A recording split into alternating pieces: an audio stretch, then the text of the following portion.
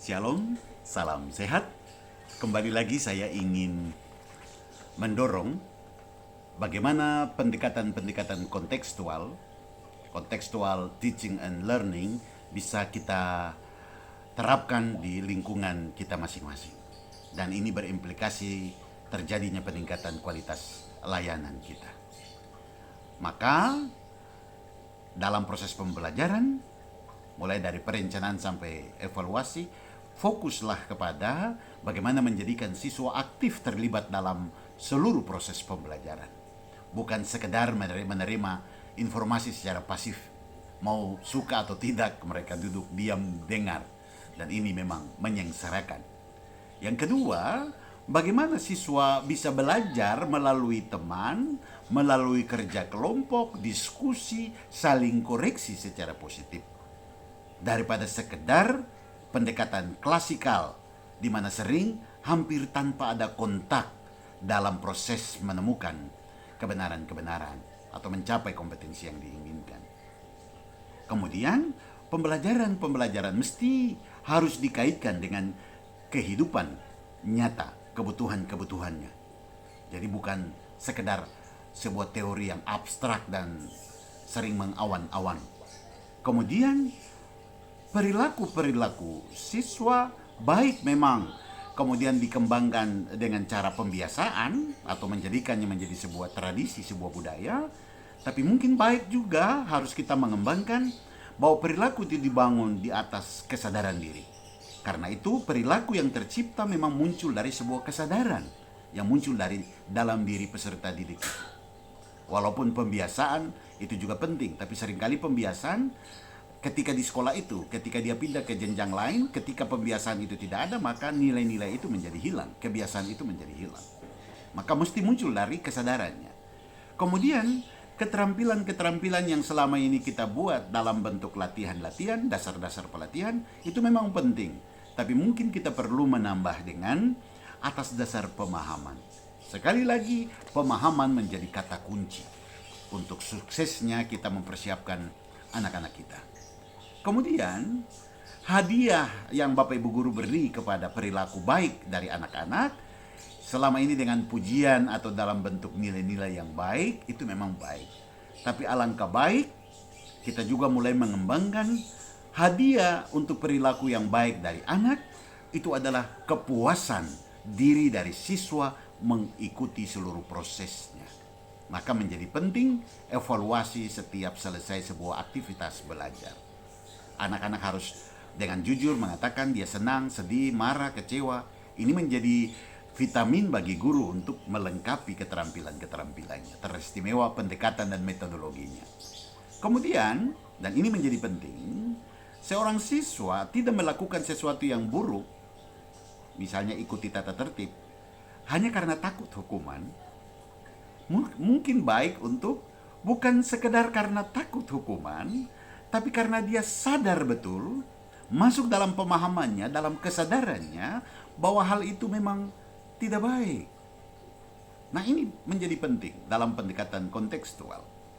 Kemudian, bahasa-bahasa yang diajarkan dengan pendekatan komunikatif, yaitu siswa diajak menggunakan bahasa dalam konteks kesehariannya, sehingga dia tidak lagi takut untuk mengungkapkan jati dirinya. Bukan sekedar bahasa itu dengan pendekatan struktural, rumus-rumus diterangkan, harus diterima, dihafalkan, dilatihkan. Ini membuat siswa hampir tidak mampu lagi percaya diri untuk berkembang sesuai dengan perkembangan dirinya. Kemudian, pemahaman-pemahaman atas rumus-rumus yang ada dikembangkan atas dasar skema menurut bagan yang sudah ada dalam diri siswa. Ini menjadi penting. Daripada sekedar rumus itu ada di luar dirinya, harus diterangkan, harus diterima, dihafalkan, dan dilatih. Ini membuat dia capek dan merasa asing dengan benda-benda itu. Ini membutuhkan memang kemampuan guru untuk melihat hal ini. Kalau guru tidak dilatih untuk ini, maka rumus-rumus itu siswa kita takut kepada ilmu-ilmu eksak. Ya. Kemudian rumus memang itu adalah sebuah kebenaran absolut, ya, sama untuk semua orang.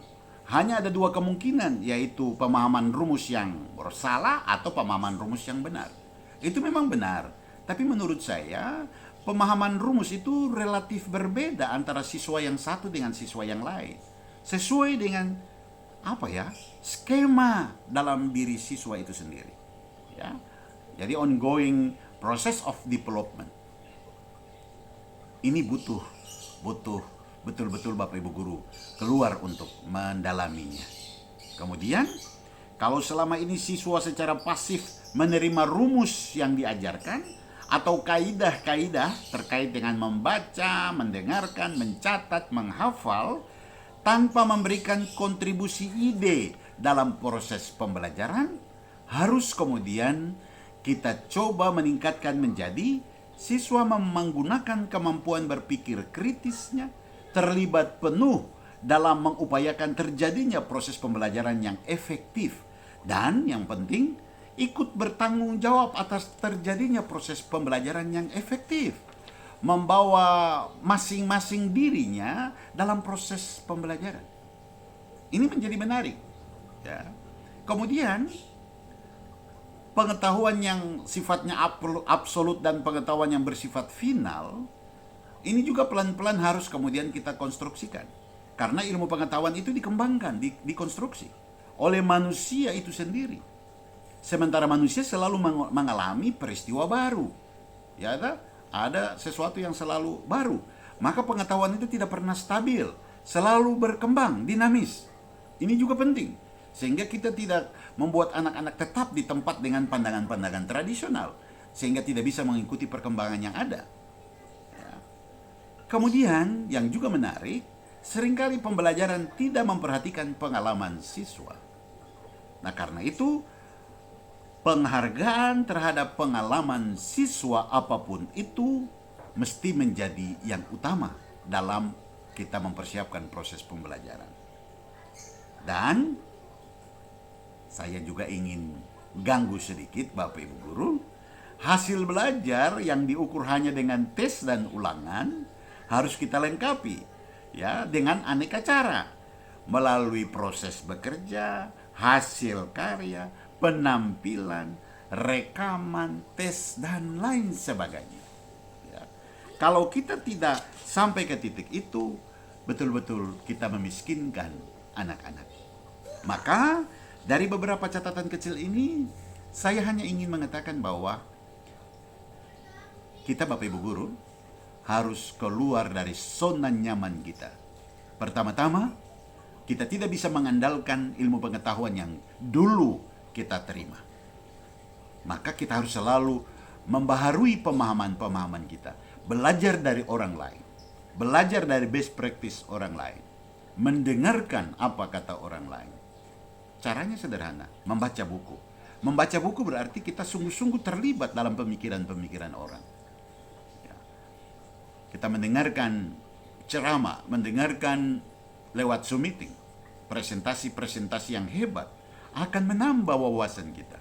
Sehingga betul-betul setiap saat kita akan dengan penuh sukacita mencari cara-cara yang tepat, yang kontekstual, agar sungguh-sungguh anak-anak kita menjadi sukacita, menjadi senang datang ke sekolah. Saya berkeyakinan anak-anak adalah bagaikan kertas putih. Mereka adalah ciptaan Tuhan yang sempurna.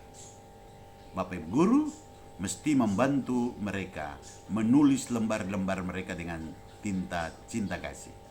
Rupanya tinta cinta ini menjadi kendala utama. Bapak Ibu Guru harus merenung kembali apakah sesungguhnya menjadi guru itu. Spiritualitas dari guru mesti kemudian didaur ulang kembali. Sebuah refleksi-refleksi sederhana. Karena pekerjaan guru adalah pekerjaan mulia, memanusiakan manusia. Ikut dalam rencana keselamatan Allah. Maka ketika guru tidak lagi belajar, sungguh-sungguh dia secara tak sengaja memandulkan kualitas-kualitas yang harus dimiliki oleh seorang guru. Maka belajar terus-menerus sepanjang saat, melakukan uji coba terus-menerus secara ilmiah, melakukan refleksi dan evaluasi, sampai kemudian menemukan cara yang membuat siswa sungguh-sungguh dalam suasana gembira dan menyenangkan, mengikuti seluruh proses dia menjadi dirinya. Dia aktif, kreatif, dia dilatih juga untuk bersikap kritis, sehingga ini menjadi bekal dia ketika dia masuk ke dalam dunia nyata atau dia melanjutkan ke jenjang berikutnya. Dia tidak kaget dengan situasi, dia sudah kita siapkan dengan aneka hal. Dan karena itu perubahan mindset dari Bapak Ibu guru menjadi kata kunci. Problemnya bukan ada pada siswa, problemnya ada pada kita Bapak Ibu guru. Kalau siswa mendapatkan nilai yang rendah, bukan karena bahwa dia salah, tetapi kita belum menemukan cara bagaimana membuat dia, kemampuan dia bisa kemudian muncul dan menjadi sebuah kekuatan bagi dia. Sharing sore ini saya bagikan sebagai tanda sayang saya kepada anak-anak generasi emas bangsa ini. Semoga ada sukacita, semoga ini mencerahkan kita semua. Tuhan memberkati.